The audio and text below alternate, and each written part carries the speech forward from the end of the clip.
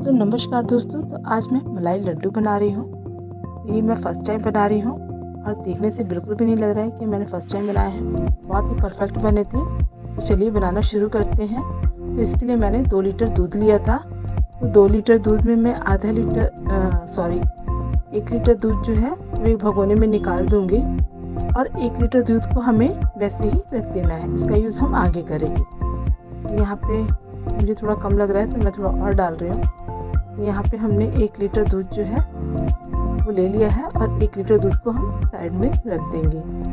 अब इसके लिए हमें और क्या क्या चीज़ चाहिए। तो यहाँ पे मैंने एक कटोरी ली, 1 चम्मच लिया है और यहाँ पे हमें विनेगर चाहिए। यहाँ पे मैंने 2 टेबलस्पून विनेगर लिया है। आपके पास विनेगर ना हो तो आप नींबू भी ले सकते हैं। तो यहाँ पे मैंने 2 चम्मच विनेगर ले लिया है और 2 चम्मच ही हमें पानी लेना है। तो यहाँ पे मैं देखिए 2 चम्मच पानी भी लूँगी। तो जितना विनेगर हो उतना ही पानी लेंगे, इससे ज़्यादा हमें नहीं लेना है। तो ये सारी चीज़ें हम एक साथ बना के रख लेते हैं तो कुकिंग करना इजी रहता है, वरना आप फिर घबराते हैं और जल्दबाजी में चीज़ें बिगड़ जाती हैं। सारी जो तैयारी है वो हमें पहले से ही करके रखनी चाहिए। तो यहाँ पे मैंने दूध जो है वो गैस पे गर्म करने के लिए रख दिया है और यहाँ पे मैंने कुछ केसर के धागे लिए हैं। इसमें 2 चम्मच जितना दूध डाल के मैं इसे एक तरफ रख देती हूँ। अब दूध जो है वो बॉयल हो गया है और जो हमने विनेगर वाला पानी बना के रखा था वो थोड़ा थोड़ा करके हमें कंटिन्यू चलाते रहना है और एक ही डायरेक्शन में चलाएंगे और थोड़ा थोड़ा करके ही डालेंगे। ये देखिए थोड़ा थोड़ा करके मैं मिक्स कर रही हूँ और एक ही डायरेक्शन में हमें घुमाना है। तो अभी भी दूध फटा नहीं है तो फिर से हम जो बचा हुआ है उसे भी डाल देंगे।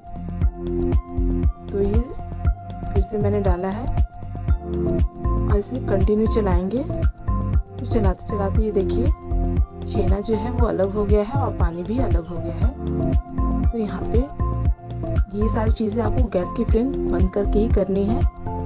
तो अब हम एक बाउल ले लेंगे और एक स्ट्रेनर ले लेंगे और उसके ऊपर मैंने कॉटन का कपड़ा लिया है। अब इसे हम छान देंगे। छानने के बाद इसे हमें 1 से 2 बार और धोएंगे, जिससे कि इसमें जो भी विनेगर का जो टेस्ट है वो सारा चीज़ निकल जाए। यहाँ पे मैं 2 से 3 बार अच्छे से पानी से धो लूँगी। तो धोने के बाद इसे हमें अच्छे से निचोड़ लेना है। बहुत ज़्यादा नहीं सुखाना है, बट फिर भी इसका जो पानी है उसे हमें निकाल लेना है, जिसमें हल्की सी एक नमी चाहिए। तो ये देखिए पानी को मैं अच्छे से निचोड़ लेती हूँ। अब हम इसे एक तरफ रख देते हैं। अब हम चलते हैं कढ़ाई की तरफ। तो कढ़ाई में हम थोड़ा सा पानी डालेंगे और पानी डालकर हम दूध डालेंगे। जो हमने 1 लीटर दूध बचा के रखा था वो सारा दूध इसमें हम डाल देंगे। अब इसे हमें हाई फ्लेम पर एक बॉयल आने तक, यहाँ पे जब बॉयल आ जाए तब इसे हमें कंटिन्यू चलाना है। आपके पास टाइम हो तो आप कंटिन्यू हाई फ्लेम पे कर सकते हैं, ना टाइम हो तो आप लो टू मीडियम फ्लेम पे कर करके अपना घर का काम कर सकते हैं। यहाँ पे जो हमने छेना फाड़ा था उसे एक हमने थाली में निकाल लिया है और इसे हमें मलना है। यहाँ पे मैं गिलास ले रही हूँ। गिलास से हमें दबाते हुए, जैसे छेने के लिए हम बिल्कुल चिकना सा डो तैयार करते हैं, वैसे हमें इसे भी बिल्कुल चिकना तैयार करना है। यहाँ पे मैं गिलास की मदद ले रही हूँ। आप चाहें तो हाथ से भी कर सकते हैं या मैशर से भी कर सकते हैं। तो सारा इकट्ठा करते हुए इसे हाथ से दबाते हुए, इससे बहुत ही चिकना और जो हमारी मिठाई है वो काफ़ी अच्छी बन करके तैयार होगी। यहाँ पे मैं 2 चम्मच मलाई डाल रही हूँ। मलाई लड्डू है तो मलाई तो ज़रूरी है डालना, जिससे कि इसका टेस्ट जो है वो काफ़ी बढ़ जाएगा। तो यहाँ पे मैंने 2 चम्मच जितना मलाई लिया था। ये फ्रेश मलाई होनी चाहिए। ये फ्रेश मलाई थी मेरे पास। और फिर से हमें इसे अच्छे से मलना है। तो ये देखिए एक ये बिल्कुल डो जैसा हो गया है। तो ऐसा ही हमें डो तैयार करना है, बिल्कुल चिकना और सॉफ्ट डो बना करके तैयार करना है। इसमें बिल्कुल भी वो नहीं होनी चाहिए, मोटे दाने नहीं होने चाहिए, एकदम सॉफ्ट जैसे हम छेना रसगुल्ला बनाते हैं वैसा हमें डो बनाकर तैयार करना है। ये देखिए दिखा भी रही हूँ कि कितना सॉफ्ट बन करके तैयार हुआ है। अब हम चलते हैं गैस की तरफ। यहाँ पे देखिए दूध जो है वो हमारा काफ़ी हद तक जल गया है। जैसे 1 लीटर दूध था तो ये मुझे लग रहा है कि 250 ml तक बचा हुआ है। अब इसी स्टेज में हमें जो हमने छेना बना के रखा था वो अब इसमें हम डाल देंगे और फ्लेम को बिल्कुल लो रखेंगे और कंटिन्यू चलाते रहेंगे। तो ये मिठाई इतनी अच्छी बनी थी, मैंने फ़र्स्ट टाइम बनाई थी और इसे बनाने में बिल्कुल भी कोई दिक्कत नहीं आती है।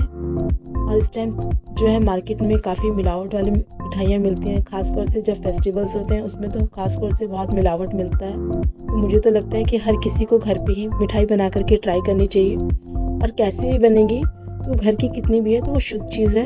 तो आप प्लीज़ सभी लोग घर पे ही बना के मिठाई को तैयार करें। जैसे ही बनेगी सब आपकी फैमिली वाले एंजॉय करके ही खाएंगे। बाहर की मिलावट से तो घर के ही कैसा भी बना वो बहुत ही अच्छा है। यहाँ पे मैंने मतलब 200 ग्राम जितनी चीनी डाली है। 200 ग्राम बिल्कुल परफेक्ट है, आप कम या ज़्यादा और कर सकते हैं। तो यहाँ पे देखिए इलायची पाउडर डाल दिया है। अब इसकी पहचान यही है कि साइड से जो है वो दूध का जो पानी है वो बिल्कुल भी नहीं है। तो ये हमारा जो मिश्रण है वो बनकर तैयार हो गया है। अब इसे हमें ठंडा होने के लिए 10 मिनट के लिए या आधा घंटे के लिए रख देते हैं। तो यहाँ पे ये देखिए मैंने इसे ठंडा करके रख लिया है। अब इसके हम लड्डू बनाएंगे।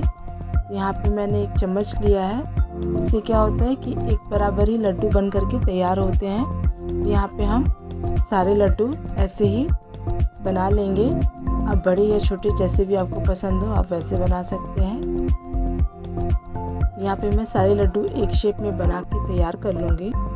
तो ये लड्डू सिर्फ 2 चीज़ों से बन कर के तैयार होते हैं। इसमें कोई भी हमें बहुत ज़्यादा सामान की कोई ज़रूरत नहीं है, और ये सारी चीज़ें हमारे घर में हमेशा रहती ही हैं। तो ये इतने टेस्टी और इतने सॉफ्ट लड्डू बन कर के तैयार होते हैं, और इसे कोई भी बना सकता है। ये बहुत ही इजी रेसिपी है, जिसने कभी भी कुकिंग नहीं भी की है वो भी इस लड्डू को बना सकता है। तो ये देखिए हमारे जो लड्डू हैं वो बन कर के तैयार हो गए हैं।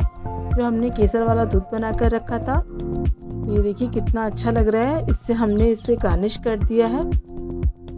तो अब इस पे मैंने थोड़ा सा और सुंदर करने के लिए पिस्ता की कतरन से गार्निश किया है। तो ये देखिए हमारे मलाई लड्डू बन कर के तैयार हो गए हैं, सुपर सॉफ्ट मलाई लड्डू। तो अगर आपको ये रेसिपी पसंद आई हो तो वीडियो को लाइक करें, चैनल को सब्सक्राइब करें और कमेंट करना बिल्कुल ना भूलें। तब तक के लिए मिलते हैं अगले वीडियो में। धन्यवाद।